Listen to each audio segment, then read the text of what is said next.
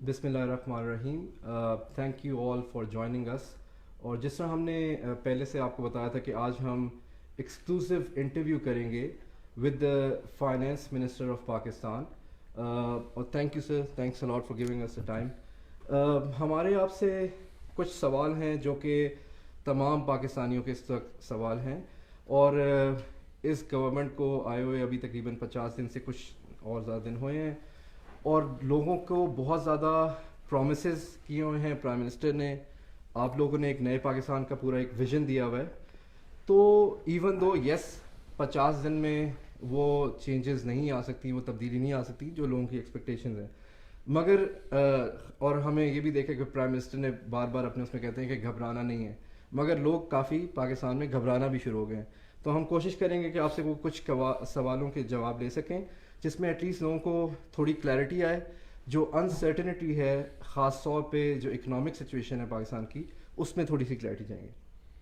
تو ایک جو بیس لائن ہے, اگر آپ اس کو quickly with the facts explain کریں کہ where are we standing right now, اور پاکستان اس وقت کس سچویشن میں, اکنامک کرائسس کا اصل پورا امپیکٹ کتنا ہے, تاکہ لوگوں کو پتہ لگ جائے کہ ہم کہاں پہ ہیں, اور پھر اس کو آگے بھی لے کے جائیں گے کہ کس طرح what are the steps that you will take step by step, کہ اس کو ہم پھر کس طرح ریزالو کریں گے.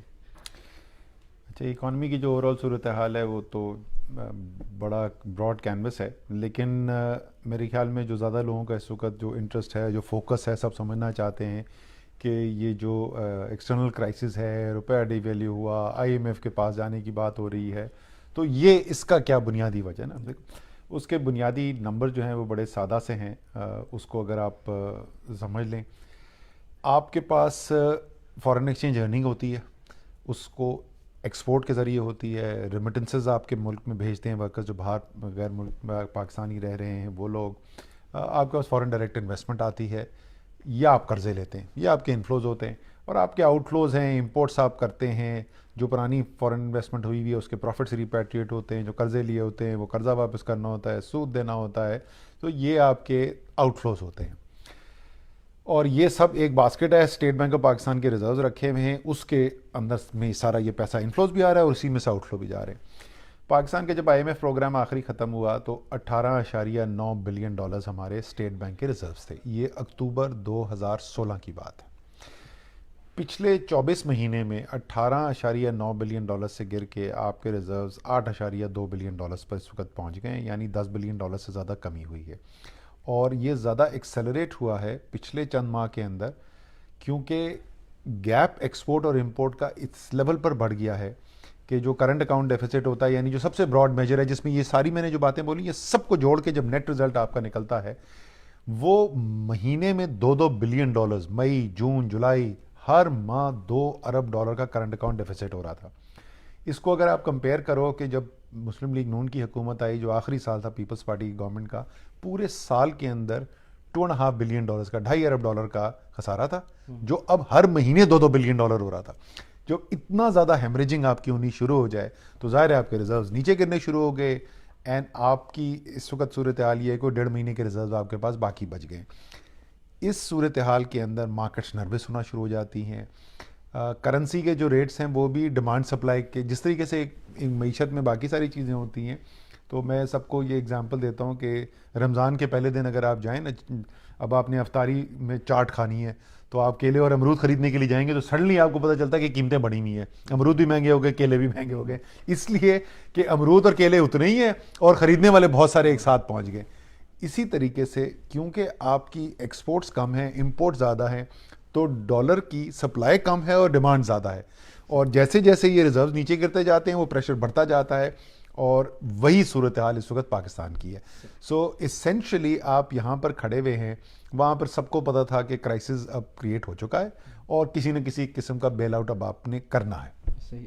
اچھا, یہ بات آپ پہلے بھی کہتے رہے ہیں کہ آپ نے یہ آپشن رول آؤٹ نہیں کی تھی, مگر اس میں ایک یہ بھی کنسرن آ رہا ہے کہ جو اسٹاک مارکیٹ کا بھی ریسنٹلی انسرٹنٹی ہے, اس کی وجہ سے کریش بھی ہوا, اور پھر اس میں یہ ہے کہ آپ نے پھر اتنا ٹائم کیوں اس میں لگایا, یہ ڈیسائیڈ کرنے میں آپ نے کہا تھا کہ آپشنز اور ایکسپلور کریں گے, اور ایون دو 50 days شاید بہت زیادہ ٹائم نہیں ہے, مگر لوگوں کا یہ بھی کنسرن آ رہا ہے کہ آپ نے فوراً ہی اگر اس کا یہ چیز کرنی تھی آپشن تو پہلے ہی کیوں نہیں کیا؟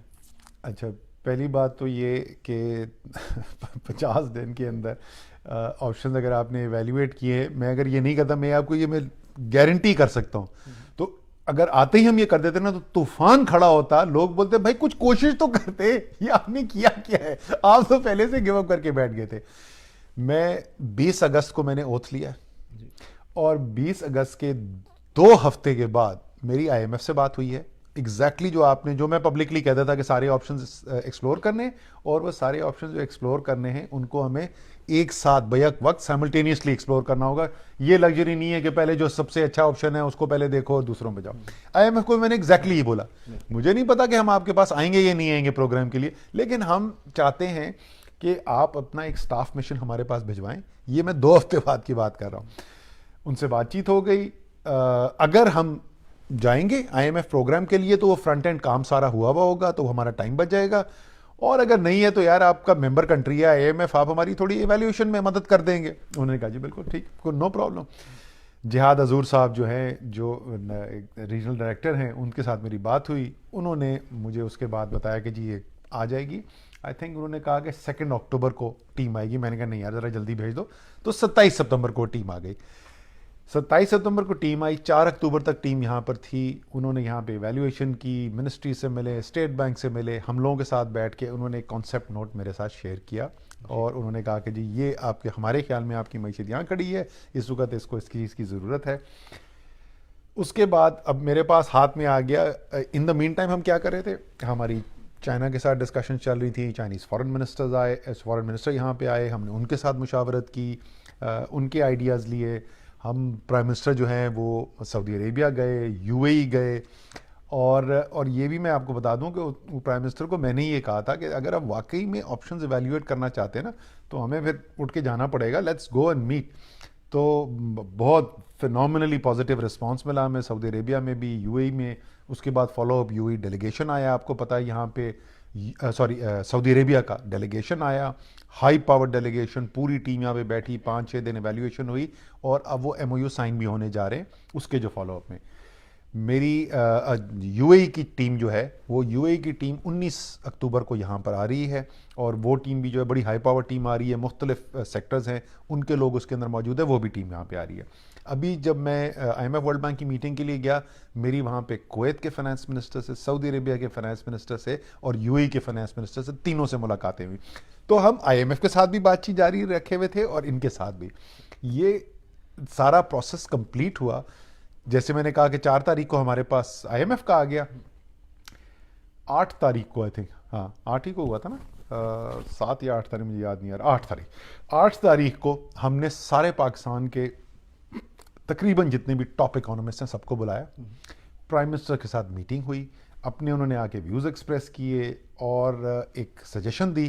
اس کے بعد پرائم منسٹر کے پاس اب آئی ایم ایف کی بھی انپٹ پرائم منسٹر کے پاس موجود, مڈل ایسٹرن کنٹریز کی انپٹ ان کے پاس موجود, چائنا کی انپٹ ان کے پاس موجود, اور پاکستان کی لیڈنگ اکانومسٹ کی انپٹ ان کے پاس موجود, ظاہر ہے فائنانس منسٹری کی اور اسٹیٹ بینک کی موجود. یہ ساری انہوں نے رائے دیکھ کے انہوں نے یہ فیصلہ کیا. تو یہ سارا پروسیس جیسے میں نے آپ کو بتایا 2 ہفتے کے اندر ہم نے شروع کرایا تھا. اب آپ بتائیں اسٹاک مارکیٹ کا. اچھا, پاکستان میں تو اسٹاک مارکیٹ 9% گر گئی اگست کے شروع ہونے سے آج تک, کیونکہ ہم نے آئی ایم ایف کا فیصلہ نہیں کیا. وہ جو 10% سے زیادہ انڈیا کی اسٹاک مارکیٹ گر گئی, وہ کیوں ہو گئی؟ ملیشیا کی اسٹاک مارکیٹ کیوں گری ہوئی ہے؟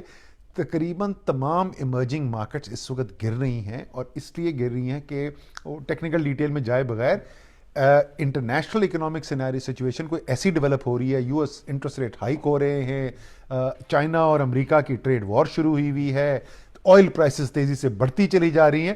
سو یہ گلوبل سیل آف ہے ایمرجنگ مارکیٹس کا, اس کا کوئی اس سے تعلق نہیں کہ 2 ہفتے پہلے کیوں گئے تھے. ہم نے صحیح ہے آئی ایم ایف کا تو ڈیسائیڈ کر لیا کہ ان کے پاس ہم چاہ رہے ہیں, اسسٹنس لے رہے ہیں, مگر اگین جو لوگوں کا فیئر اس پہ یہ ہے کہ ان کی پالیسیز بہت اسٹرکٹ ہوتی ہیں, اس سے آپ کی انفلیشن ہوگی, فرٹیلائزرز کی پرائسز ہائی ہو جائیں گی. کچھ لوگوں کا یہ بھی کنسرن ہے کہ شاید یہ نیشنل سیکیورٹی کو بھی ایک تھریٹ ہے یا نہیں ہے, کہ وہ کس طرح کی چیزیں امپلیمنٹ کرائیں گے. تو اس میں آپ کا کیا روڈ میپ کیا ہے کہ کب ہم لوگ سیلف سفیشینٹ ہو جائیں گے, اور اس کے اوپر اس وقت فوراً کیا لوگوں کو ایکسپیکٹ کریں گے کہ کیا امپلیکیشنز ہوں گی اس میں؟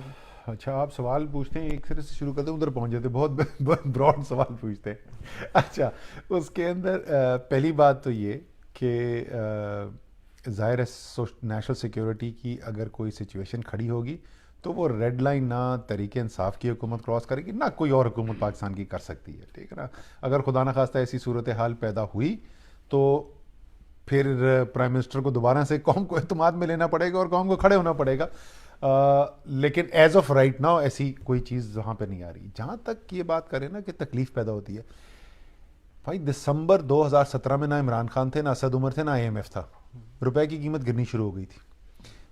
دسمبر 2017 میں 105 روپے کا ڈالر تھا, اور جس وقت تک تحریک انصاف کی حکومت بنی ہے اگست کے اندر تو 128 روپے کا ڈالر ہو چکا تھا.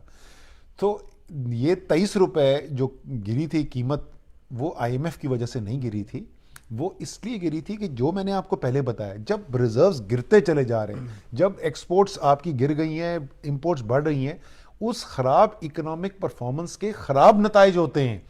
آپ کا روپے کی قدر گرتی ہے, اس سے افراط زر ہوتا ہے, لوگوں کی جو گروتھ ریٹ ہے اس کے اوپر منفی اثرات ہوتے ہیں.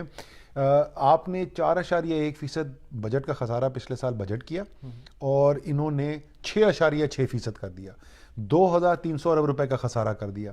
جب آپ اتنی زیادہ بورنگ کریں گے, قرضے لیں گے, تو اس کے جو نیگیٹو کانسیکوینسز ہیں وہ تو اکانومی میں آتے ہیں, چاہے آپ آئی ایم ایف کے پاس جائیں یا نہ جائیں, وہ آئیں گے. اور وہ تکلیف جو سے ہم اس وقت گزر رہے ہیں, یہ آج ہم نہیں بات کر رہے. عمران غزالی آپ کو یہ پتا ہے, ہم 3 سال پہلے سے 2 سال پہلے وارننگز دے رہے تھے کہ یہ جو کر رہے ہیں. اچھا اب آ جاؤ آئی ایم ایف پروگرام کے اوپر. یہ جو بھی آئی ایم ایف پروگرام ہونے جا رہا ہے, یہ پاکستان کی تاریخ کا 19واں آئی ایم ایف پروگرام ہے. کیونکہ آپ نے سوال زبردست پوچھا, اصل سوال یہ ہے کہ یار ادھر سے نکلو گے کیسے. 19واں آئی ایم ایف پروگرام کرنے جا رہے ہیں. مسلم لیگ نون نے کیے, پیپلز پارٹی نے کیے, ایک تو انٹرم گورنمنٹ بھی کر گئی تھی, 7 دفعہ ملٹری حکومتوں نے کیے. نکلتے کیوں نہیں ہیں ہم یہاں سے؟ جو کور ایشو ہے جس کی وجہ سے آپ یہاں پر آ کے کھڑے ہوئے ہیں, کیا امپورٹس زیادہ تھیں, ایکسپورٹس کم تھیں, فورن ایکسچینج ڈیفیسٹ ہے, ایک حد تک آپ قرضے لے لے کے اس کو پورا کر سکتے ہیں. Ultimately you go into a situation جہاں لوگ قرضے بھی دینے کو تیار نہیں ہوتے ہیں اور آپ کو آئی ایم ایف کے پاس واپس جانا پڑتا ہے. جب تک یہ بنیادی خرابی اس کی دور نہیں کریں گے, جب تک آپ اپنی معیشت کو پیر پر نہیں کھڑا کریں گے, ایکسپورٹر کو مضبوط نہیں کریں گے, اور جتنے نوجوان دیکھ رہے ہیں, میں خاص طور پہ سب کو بولوں گا کہ پاکستان کا معاشی جہاد جو ہے نا وہ اس وقت ہے ایکسپورٹس.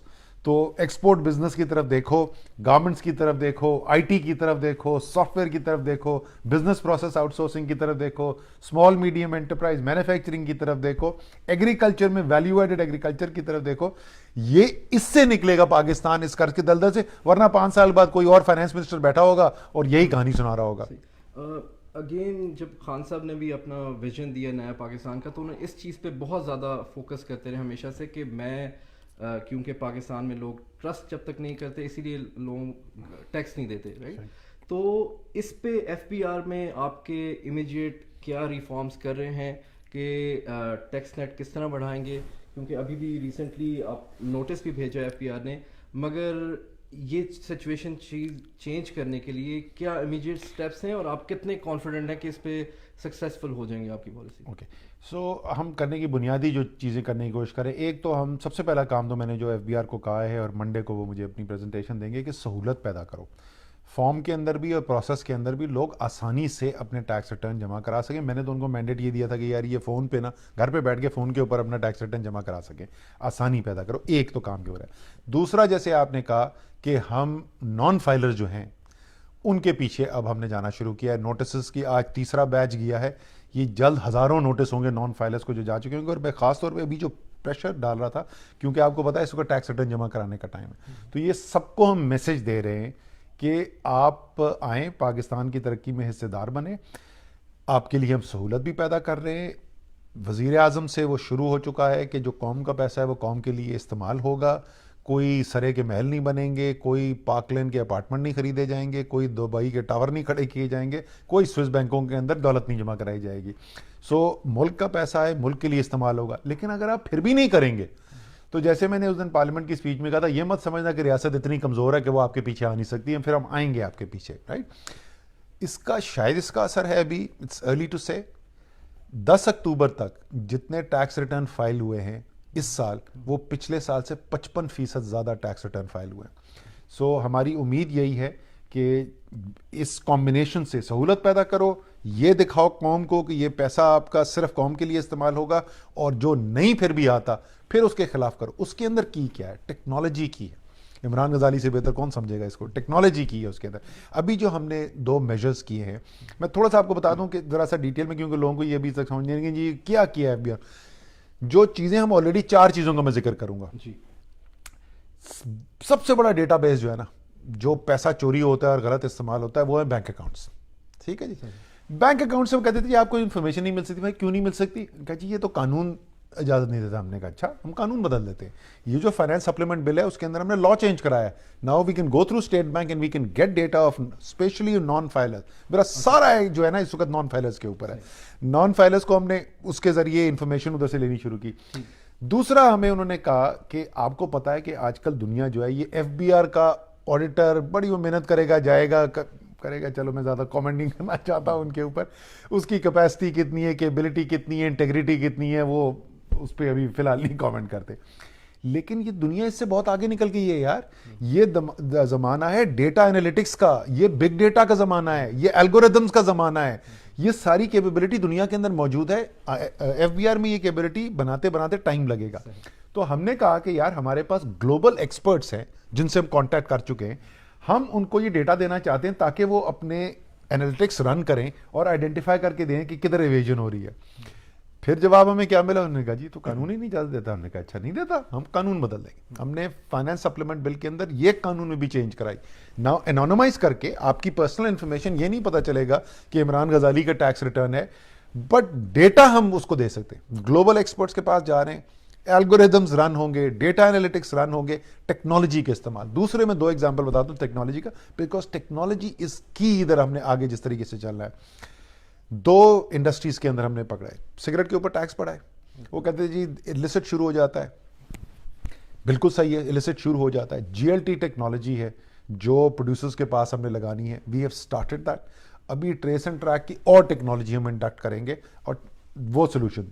دوسرا مہنگے فون کے اوپر, یار یہ 70,000 کا آئی فون لے رہی ہے میری بیوی, تو اس کو سے ٹیکس لو بھائی. اور تو وہ کہتے ہیں نہیں جی وہ تو اسمگلنگ شروع ہو جائے گی اس فون کی. تو IMEI والا سسٹم 20 تاریخ کو آن ہونے والا ہے. بھائی جان رجسٹریشن نہیں کرائی ہے, بہنوں بھائیوں بیٹیوں بیٹوں جا کے 20 اکتوبر سے پہلے کر لو رجسٹریشن. اب نہیں کرا لو, بعد میں نہ کہنا وہ ہوا ہے. So idea is use technology and that is the most powerful weapon available to us. آپ نے ٹیکنالوجی کی بات کی اور آپ نے شروع میں آپ نے یوتھ کو یہ بھی کہا کہ ابھی اپرچونیٹیز ہیں, انویسٹ کریں اپنے اسٹارٹ اپس کا کافی پاکستان میں ہے. ابھی یہ پوچھے گا مجھ سے اور پے پیل کب آئے گا. پیمنٹ گیٹ ویز نہیں ہے, لوگ کہتے ہیں انٹرنیٹ ہمارے پاس نہیں ہے. یہ سو اس طرح کو جو ٹیکنالوجی ڈریون بزنسز ہیں ان کو سپورٹ کرنے کے لیے کانکریٹ, اور وہ بھی آپ نے ابھی لاسٹ ایک TV انٹرویو میں کہا تھا کہ پے پیل کا اگر کمپلیکیٹڈ پروسیس ہے تو ہم اس طرح سپورٹ کریں گے کہ پاکستان میں کوئی سسٹم ڈیولپ کر لیں. بٹ لوگ ٹائم لائن چاہتے ہیں کہ کیا 3 months میں کچھ ہم سولوشن تک پہنچیں گے, 6 months تک پہنچیں گے. اس پہ نہیں, میں نے not necessarily home ground solution کی نہیں بات کی تھی. میں نے کہا تھا اگر پے پیل نہیں آ سکتا تو پے پیل کا کوئی آلٹرنیٹیو تو ہے نا دنیا کے اندر یار. میں اوور آل آپ کو ٹیکنالوجی کی بتاؤں, یہ اتنا پوٹینشیل ہے اس کام کے اندر, اس میں اتنا پوٹینشیل ہے کہ آپ سوچ سکتے ہیں کہ اس وقت run up to this decision, IMF کا ڈیسیشن جو ہم نے کرنا تھا اور پھر میں نے میٹنگز کے لیے جانا تھا, میرے اوپر کیا ورک پریشر ہوگا. اس ورک پریشر کے درمیان آخری 1 ہفتہ جو تھا before I left for the world bank IMF meetings, میں نے 3 میٹنگز کی ہیں سبجیکٹ کے اوپر, کیونکہ یہ فیوچر ادھر ہے. آپ دیکھنا انہی نوجوانوں نے بدلنا ہے پاکستان کو, میرے جیسے بابوں نے نہیں بدلنا, جو جن کو فون جو ہے وہ لاگ آؤٹ ہو جائے تو سمجھ نہیں آتی واپس لاگ ان کیسے کرے. یہ اسی یوتھ نے بدلنا ہے اور ان کے جو ہرڈلز ہیں نا ہم نے ریموو کرانے. سو ایک پرائم منسٹر کے ساتھ میں پہلے ریویو کرا چکا تھا, منڈے کو دوبارہ ریویو ہے. ٹاسک فورس میں تو نام سجیسٹ کر چکا ہوں, IT منسٹر کو میں نے لاسٹ ویک ان کے پاس بھی گیا تھا, ان کو اور سیکٹری IT کو ٹیلی کام کی سائٹ کے بھی اور IT کی سائٹ کے بھی. میں مطلب بالکل سمپل چیزیں ان کو دکھا رہا تھا. اگر آپ ریونیوز دیکھو ٹیلی کام کمپنیز کے, وہ فلیٹن آؤٹ ہو گئے پچھلے 3-4 سال سے. اور اس کی میں چھوٹی سی ایگزامپل دے رہا ہوں, the kind of things which need to be done, جو نہیں ہو رہی ہے. کیوں نہیں ہو رہی ہے؟ آپ نے اسپیکٹرم سیل بند کی ہوئی ہے. ٹوٹل 124 میگا ہرٹز دیا ہوا ہے پاکستان نے اس وقت اسپیکٹرم اوپن کیا ہوا ہے. میانمار نے 400 میگا ہرٹز سے زیادہ کیا ہوا ہے. خدا کا خوف کرو, کس لیے اس کو لے کے بیٹھے یار, وہ ختم نہیں ہو جاتا. This is not a finite resource جو کھائی جائے گی. So there are so many things that need to be done. اور ظاہر ہے یہ ڈف ٹیل ہوتے ہیں ٹیلی کام اور آئی ٹی ایک دوسرے کے ساتھ.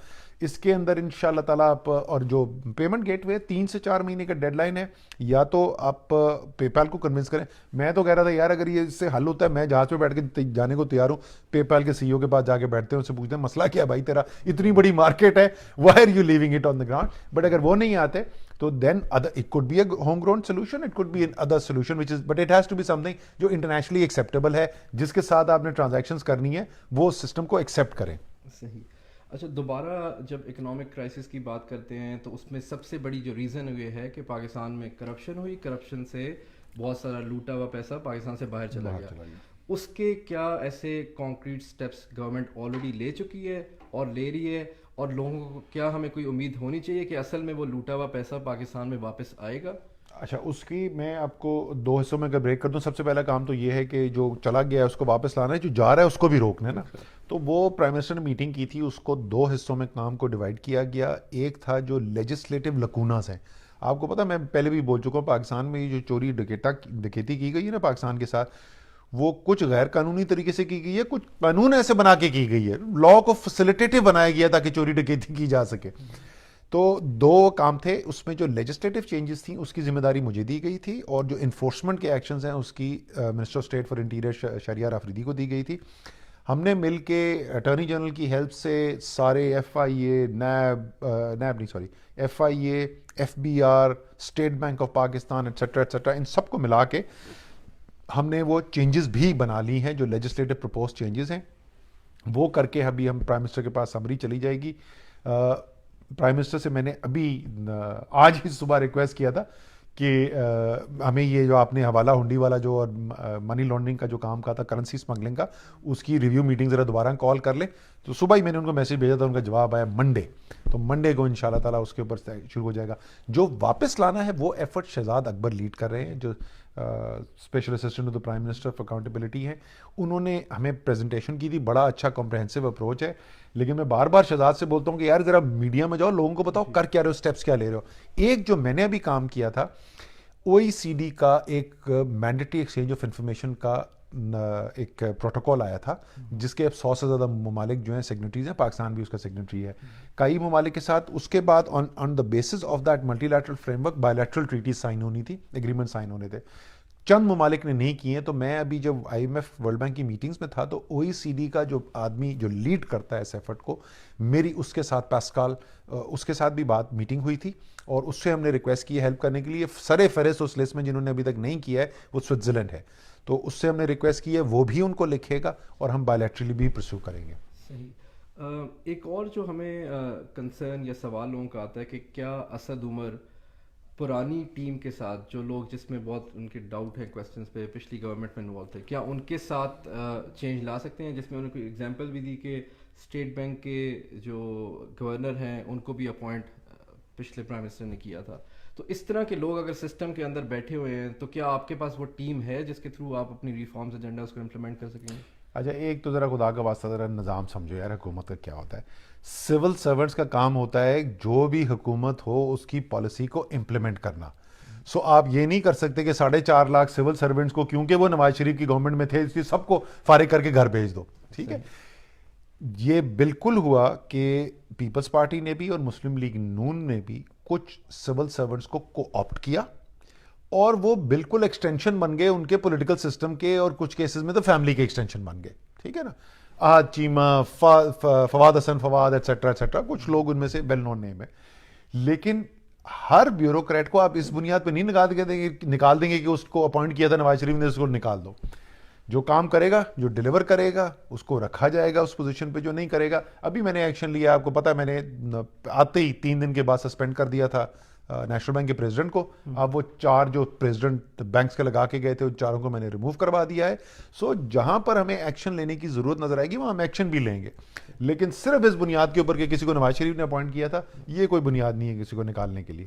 اسی طرح بہت ساری اسٹیٹ اونڈ انٹرپرائزز ہیں, ان کے بھی وہی جو ان کی لیڈرشپ پوزیشنز پہ یا ہیڈز آلریڈی اپوائنٹڈ ہیں ان کو چینج کریں گے. اور پلس اس میں ہم نے اپنے مینیفیسٹو میں اسٹرکچرل ریفارمس کا بھی مینشن کیا, تو اس میں اچھا اسٹیٹ اونڈ انٹرپرائزز کا تو میں نے آپ کو بتا دی نا, جو فائنانس منسٹری کے نیچے آتے ہیں, جو 4 بڑے بینک ہیں, 4 میں ہم نے فارغ کر دیا ان کو, اور پوزیشنز ایڈورٹائز ہو چکی ہیں اور نئے لوگ جو ہیں. اچھا اس میں بھی میں آپ کو خوشخبری دے دوں, اگر آپ مجھ سے پوچھو کہ نہیں یار 7 ہفتے میں کیا ہوا ہے جس کی وجہ سے آپ کا امید بڑھی ہے, جو چیز ہم سمجھتے تھے ہوگا کہ عمران خان جب وزیر اعظم بنے گا تو پاکستان کا جو بہترین ٹیلنٹ ہے, جو حکومت کے کہیں آس پاس بھی نہیں آنے کے وہ تیار ہوتا تھا, وہ آ کے کام کرنے کو تیار ہوگا. That is exactly what is happening. Best talent پاکستانیوں کا اس وقت آ رہا ہے پاکستان واپس. ان میں سے کچھ اپوائنٹ ہو چکے ہیں, کچھ کی اپوائنٹمنٹس انڈر پروسیس ہے, تو بڑی کوالٹی ہائی کوالٹی ٹیم بن رہی ہے ہمارے پاس. انشاءاللہ تعالیٰ سسٹم جو ہے یہ بہت امپروو ہوگا. لیکن جو اسٹرکچرل چینج کی بات ہے نا وہ بھی بہت کرٹیکل ہے. اور وہ کیا فنڈامنٹل ہم نے اسٹرکچرل چینج کی بات کی تھی, ہم نے کہا تھا کہ ہولڈنگ کمپنی جو ہے وہ ہولڈنگ کمپنی ہم اس کو بنائیں گے, اور یہ جو منسٹریز کے نیچے ہیں اس وقت جو ادارے بیٹھے ہوئے ہیں ان اداروں کے اندر, اچھا وہ کیمرے کے اندر پھسوڑی پڑ گئی ہے بیکاز یہ سامنے 3 ڈائریکٹر جو ہیں ان کی آپس میں جو ہے وہ ٹیکنیکل ایویلیویشن. اچھا سو اس ہولڈنگ کمپنی کی کریشن کے اوپر لا منسٹری کو کام کرنے کے لیے دیا گیا ہے. وہ امید ہے کہ وہ جلد کام مکمل کر لیں گے. اس کے بعد یہ بیوروکریٹس اور پولیٹیشینز جنہوں نے بیڑا غرق کیا ہے ان اداروں کا, ان کے کنٹرول سے نکال کے ہم نے ان کو ڈالنا ہے پروفیشنلز کے نیچے, جنہوں نے زندگی, فار ایگزامپل بجلی کا نظام ٹھیک کرنے کے لیے ہم جس بندے کو لے کے آئے 30 سال سے زیادہ اس کا ایکسپیرینس ہے, 4 کانٹیننٹس میں وہ کام کر چکا ہے, بڑی بڑی MNCs کے اندر وہ کام کر چکا ہے. اب اس کا کیا کمپیریزن ہے, کون تھا پچھلی دفعہ جی, عابد شیر علی.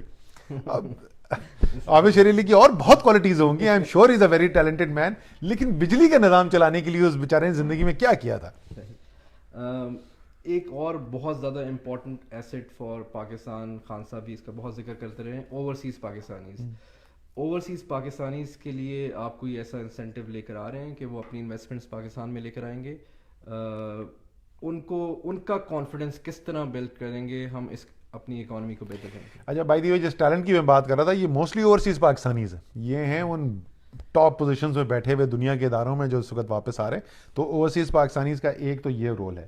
جہاں تک انویسٹمنٹ کے اندر رول ہے, میں نے آپ کو پہلے ہی اناؤنس کیا تھا فائنانس منسٹر بننے کے فوری بعد کہ ہم سکوک اور بانڈز کرنا چاہتے ہیں اوورسیز پاکستانیز کے لیے, ڈائسپورا بانڈ اور سکوک. وہ کچھ رکایا ہوا تھا کچھ عرصے کے لیے پرائم منسٹر نے, اب بھی مجھے شام کو میسج آیا ان کا کہ let's go ahead with that. So ان شاء اللہ تعالیٰ اب اس کو جلد کام کر کے within the next few weeks so جو بانڈس اور سکوک جو ہیں وہ ہم ایشو کر دیں گے. اسی طریقے سے ہم کوشش کریں گے کہ جو ایکوٹی کی, مطلب جہاں پہ یہ تو ڈیٹ کے انسٹرومنٹ ہے نا, جہاں ایکوٹی کی اپرچونیٹیز ہیں وہ بھی کریٹ کی جائیں ان کے لیے, اوورسیز پاکستانیز کے لیے, اور ان کو انوائٹ کیا جائے ایکوٹی انویسٹمنٹس کرنے کے لیے بھی. اور اس کے اندر بورڈ آف انویسٹمنٹ کا ایک کلیدی کردار ہوگا, اور جو special assistant to the prime minister بنے ہیں اوورسیز پاکستانیز کے لیے, ان کا اس کے اندر کلیدی کردار ہوگا. ایز اے کمبینیشن ان لوگوں نے کام کر کے یہ ڈیزائن بھی کرنا ہے اور اس کے بعد مارکیٹ بھی کرنا ہے ان پروڈکٹس کو. ایک اور چیز ہے جاب امپلائمنٹ.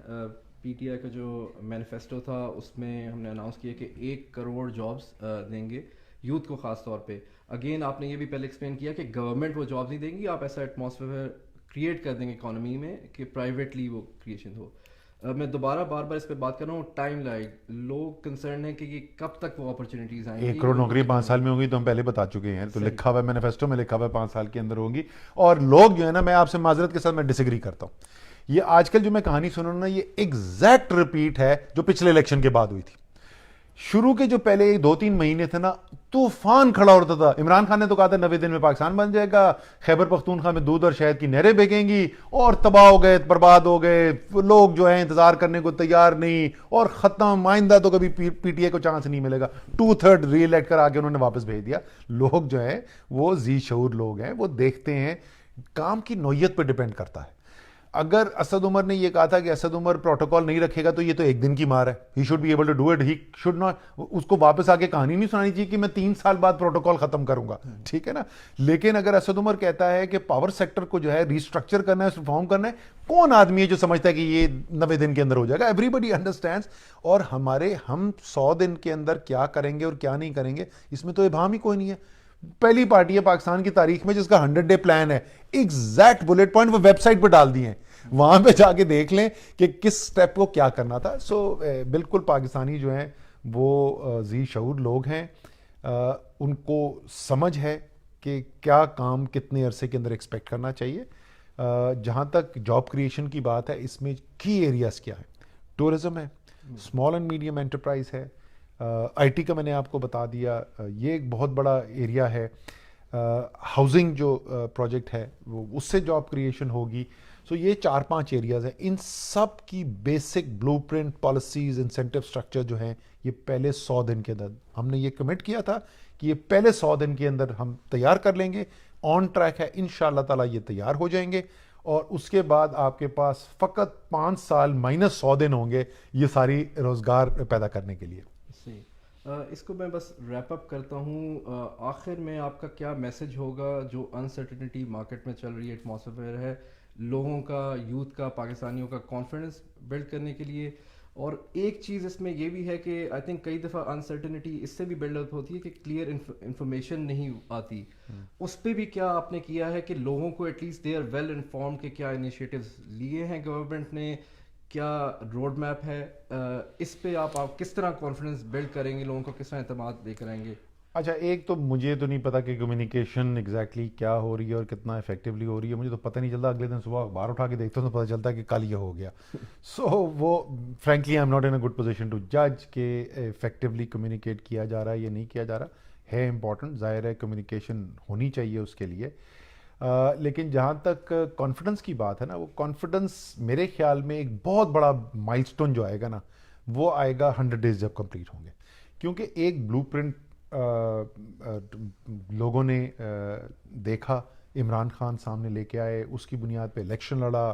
اس الیکشن لڑنے کے بعد بائی دی وے میں آپ کو ایک بات بتاؤں, بڑا بندہ اس وقت سرپرائزڈ ہے. بہت کم لوگ تھے جن کو یہ اندازہ تھا کہ عمران خان اتنی فوکس طریقے سے, ایک آدمی جس نے کبھی دفتری کام زندگی میں نہیں کیا ہوا ہے, وہ اتنے فوکس طریقے سے صبح سے لے کے شام تک کام کرے گا, 7 دن ہفتے کے اندر کام کرے گا. ہی از بین ایکسیپشنل ایبسولوٹلی. سو اور وہ میں پہلے بھی کرتا تھا. ایک کم سے کم ایک شخص کا تو مجھے پتا ہے کہ جس نے مجھ سے بڑے سوال پوچھے تھے اس کے اوپر, میں نے اس کو کہا تھا کہ ایک چیز یاد رکھو, عمران خان جو ہے نا, جب ایک دفعہ ذہن میں کوئی چیز ڈال دے نا کہ یہ میں نے کرنا ہے, تو وہ پھر obsess ہو جاتا ہے, اس پہ فوکس ہو جاتا ہے, اور اس کے بعد وہ ہی ول keep working at it until he becomes the best in the world at that. ٹھیک ہے نا. اس نے کرکٹ میں کیا, اس نے ہاسپٹل میں کیا, اس نے یونیورسٹی میں کیا, اس نے سیاست میں کیا. میں نے بھی جب پی ٹی آئی جوائن کی تھی 6.5 سال پہلے, عمران غزالی میرے گھر آیا تھا میرا ٹویٹر اکاؤنٹ سیٹ اپ کرنے کے لیے. 6.5 سال گزر گئے اس بات کو. تو اس وقت جو ہے عمران خان کو سیاست میں آئے ہوئے کچھ 16 سال گزر چکے تھے, اور مجھے لوگ بول رہے تھے اچھا تم نے اصغر خان کی پارٹی جوائن کر لی ہے. اصغر خان میں تو عمران خان کی پارٹی کہتے ہیں, یہ بھی اصغر خان ہے, کبھی اس نے آج تک الیکشن جیتنا نہیں ہے. تو وہ ہی ہیز آلویز ڈیفائیڈ آڈس. وہ پھر آڈس ان شاء اللہ تعالیٰ آپ کو ڈیفائی کر کے دکھائے گا. میرے خیال میں جو 100 ڈے ہوگی, کمیونیکیشن اس کی ٹھیک طریقے سے ہوگی, لوگوں کو کانفیڈنس آئے گا اس سے. دوسری چیز یہ یاد رکھو کہ عمران خان اور اسد عمر کیا کہتے تھے, ہم کہتے تھے کہ ملک بڑا بہترین حالت میں, ہم کہتے تھے بیڑا غرق کر دیا نا ملک کا, رائٹ. سو جب ایک ڈسٹرائڈ جگہ پہ آپ کام کرنا شروع کرتے ہیں تو شروع کے کام جو ہے نا, جو شروع کے فیصلے ہوتے ہیں وہ سب سے تکلیف دہ فیصلے ہوتے ہیں. تو آپ کے ساتھ اس وقت یہ بھی ہو رہا ہے کہ جو شروع کے آپ فیصلے دیکھ رہے ہیں نا, وہ آپٹیمزم کے نہیں, وہ فیصلے ہیں پین کے, رائٹ. لیکن یہ بھی آپ کو پتا ہے کہ جس وقت آپ نے کوئی ورلڈ کلاس آپ ایتھلیٹ بنانا چاہتے ہیں, میں پہلے بھی اگزامپل دے چکا ہوں, تو اس ورلڈ کلاس ایتھلیٹ کو بنانے کے لیے آپ نے اس کو جم لے کے جانا ہے, اس کی ویٹ ٹریننگ کرنی ہے, مسلز بلڈ کرنے ہیں, آپ نے ٹریک پہ جے کے جانا ہے, اس کی اسٹیمنا بلڈ کرنا ہے, اسپیڈ بلڈ کرنی ہے, رائٹ. لیکن اگر اس کو ہارٹ اٹیک ہوا ہے تو آپ ICU میں لے کے جاتے ہیں, پہلے اس کا بائی پاس کرتے ہیں, تکلیف دہ چیز ہوتی ہے, اس کو کاٹتے ہیں, سرجن کاٹتا ہے, پھر جب اس کا بائی پاس ہو جاتا ہے نا, جب ایمرجنسی ختم ہو جاتی ہے, پھر آپ لے کے آتے ہیں, پھر اس کو دوبارہ کیپیسٹی بلڈ کرتے ہیں. ایگزیکٹلی یہی ریفارم کا پروسیس ہوگا یہاں پہ. شروع میں سرجری ہوگی, سرجری تکلیف دہ ہوتی ہے, لیکن جب وہ ایک دفعہ ایمرجنسی سے آپ نکال لیں گے اس پیشنٹ کو, اس کے بعد اس کی کیپیسٹی بلڈ ہونی شروع ہوگی. اور آپ بھی دیکھیں گے, انشاءاللہ تعالیٰ دنیا دیکھے گی. اس ملک میں جو بتا رہا ہوں نا, صرف تم دیکھنا, تم صرف IT اور ٹیلی کام سے اگر تم بولو نا کہ اگلے 6-8 مہینے میں کیا ہونا شروع ہوگا, کہ ایک ایکسائٹمنٹ آنی شروع ہوگی اور لوگوں کو لگے گا آپٹیمزم ہے, تو صرف یہ IT اور ٹیلی کام سے ہی آنی شروع ہو جائے گی. صحیح. تھینک یو ویری مچ اسی پازیٹیو نوٹ کے لیے. Thanks a lot for your time. اور دوبارہ ہم 1-2 مہینے بعد دوبارہ شاید آپ سے بات کریں گے, اور ہوپ کریں گے کہ تب تک سچویشن تھوڑی بہتر ہو جائے. اور تھینکس الاٹ فار واچنگ. انشاءاللہ ویل برنگ مور انٹرویوز.